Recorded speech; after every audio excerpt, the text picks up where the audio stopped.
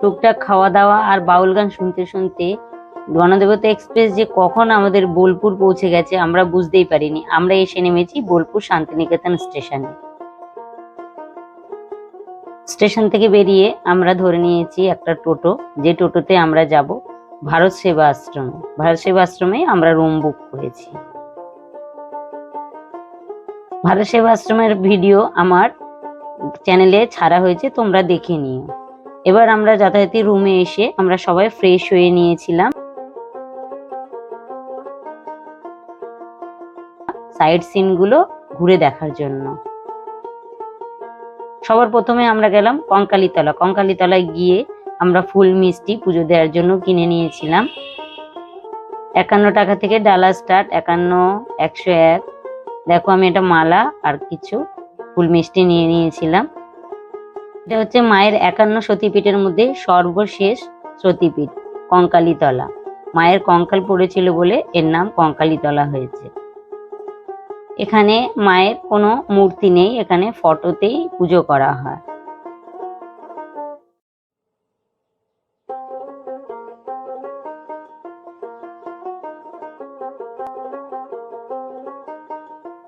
এখানে পুজো খুব ভালোভাবে দিয়ে নিলাম। দিয়ে মন্দিরের চারিদিকে প্রচুর জায়গা খুব সুন্দর, আমরা একটু ঘুরে দেখে নিলাম। মন্দিরের ঠিক পেছনে আছে কোপাই নদী। রবীন্দ্রনাথ ঠাকুরের অনেক গল্পে এই নদীর কথা আমরা শুনেছি, সেই নদীটাও দেখে নিলাম। এরপরে আমরা দুপুরের খাওয়া দাওয়া সেরে নিলাম।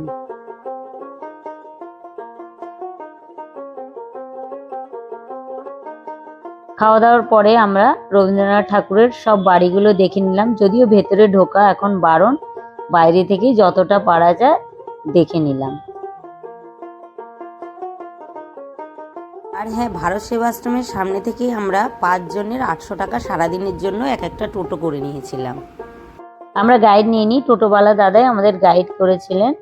উনি বলে এই বটগাছটার নিচে বসে নাকি কবিগুরু রবীন্দ্রনাথ ঠাকুর অনেক কবিতা লিখতেন। এটা একটা তাল গাছের নিচে ঘর করা আছে। এই তাল গাছের নিচেই নাকি বসে তাল গাছ এক পায়ে দাঁড়িয়ে কবিতাটা লিখেছিলেন। এটা হচ্ছে প্রার্থনার ঘর। এই প্রার্থনার ঘরটিতে খালি বুধবার করে প্রার্থনা করা হয়, সকলের জন্য খোলা থাকে, সাদা ড্রেস পরে বসতে হয়। এইভাবে আমরা রবীন্দ্রনাথ ঠাকুরের স্মৃতি জড়ানো সমস্ত কিছু দেখে নিলাম।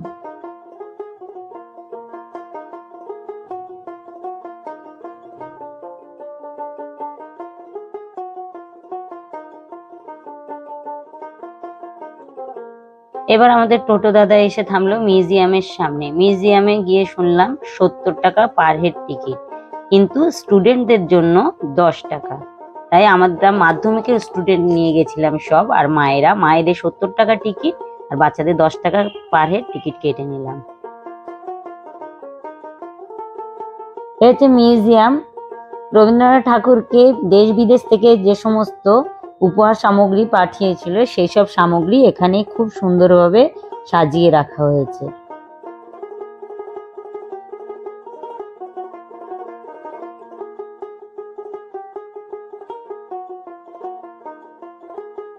মিউজিয়ামের বাইরে আছে প্রচুর গাছগাছালিতে সাজানো বাগান।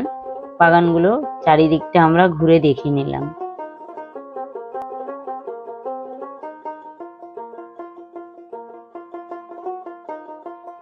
মিউজিয়াম থেকে বেরিয়েই ওই টোটো করেই আমরা গেলাম সৃজনী শিল্পগ্রাম। দুঃখের বিষয় আমরা ভেতরে ঢুকতে পারিনি। সৃজনী শিল্পগ্রামে 4:30 পর্যন্তই টিকিট দেওয়া হয়, সকাল 9:30 থেকে বিকেল 4:30।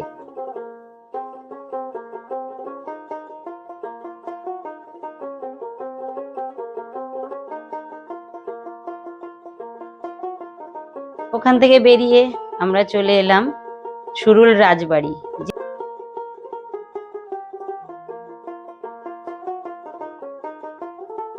টোটোওয়ালা দাদার থেকে জানতে পারলাম রানী রাসমণি সিরিয়ালের অনেক সিনই এখানে হয়েছিল।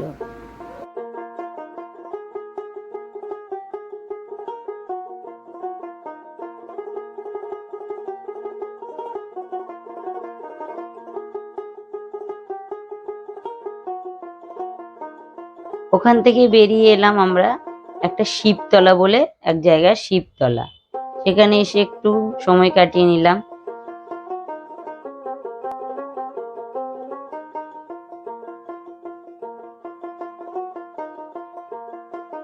বাস, আজকে আমাদের একদিনের ট্যুর আজকে এখানেই শেষ। আমরা এবার ফিরে যাচ্ছি রুমে। তোমাদের এখন যে জায়গাটা দেখাচ্ছি এটা হচ্ছে বাংলাদেশ ভবনের পিছনের দিকটা। এখান থেকেই কিছুটা দূর গেলেই আমাদের ভারত সেবা আশ্রমের গেট। সন্ধে হয়ে গেছে, আমরা মাঠে বসে কিছুক্ষণ গল্পগুজব করে নিলাম। আমরা রাতের খাবারের জন্য ভারত সেবা আশ্রমে কুপন কেটে গেছিলাম। আমি ভারত সেবা আশ্রমের ভিডিওটা আগে ডিটেলসে ছেড়েছি, তাই তোমাদের রাতের খাবারের বিশেষ কিছু দেখালাম না। সকালবেলা উঠে দেখো, ভোরবেলা একটুখানি প্রার্থনার করার জন্য মন্দিরে গেছিলাম। ওখান থেকে বেরিয়ে ভারত সেবা আশ্রমটা ঘুরে দেখিয়েছি। আমি তো তোমাদের এর আগের ভিডিওতে পুরো ভিডিওটা দিয়েই দিয়েছি। আমার চ্যানেলে ভারত সেবা আশ্রমের ভিডিওটা দেয়া আছে, তোমরা দেখে নিতে পারো। তাও তোমাদের একটুখানি দেখিয়ে দিলাম।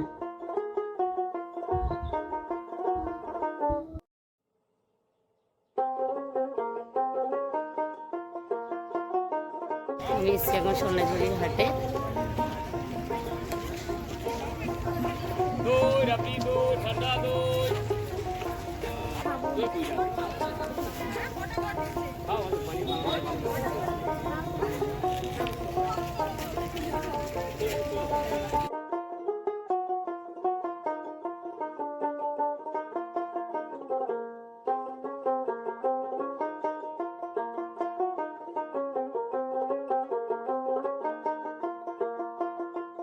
সোনাঝুরির হাট এমন একটা হাট যেখানে কেনাকাটা করে মন ভরবে না।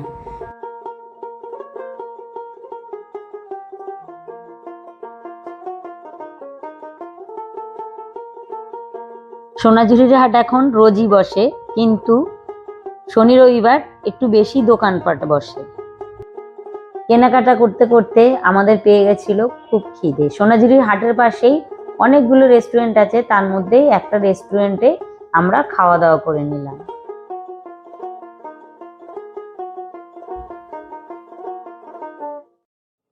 রেস্টুরেন্টের ডিটেলস গুলো আমি পরের ভিডিওতে দেব।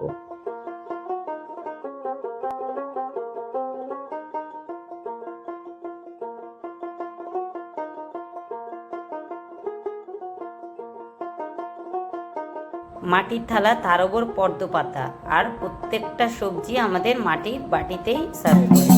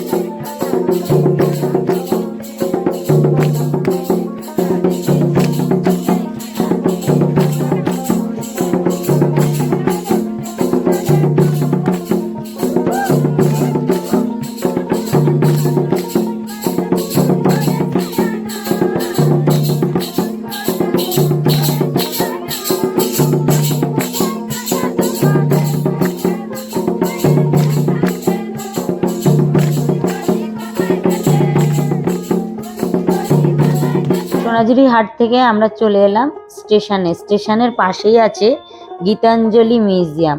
এটা রবীন্দ্রনাথ ঠাকুরকে রেলের তরফ থেকে যে কোচটা দেওয়া হয়েছিল সেই কোচটায় সাজানো গুছানো রয়েছে এই মিউজিয়ামে। মন না চাইলেও এবার বাড়ি ফেরার পালা।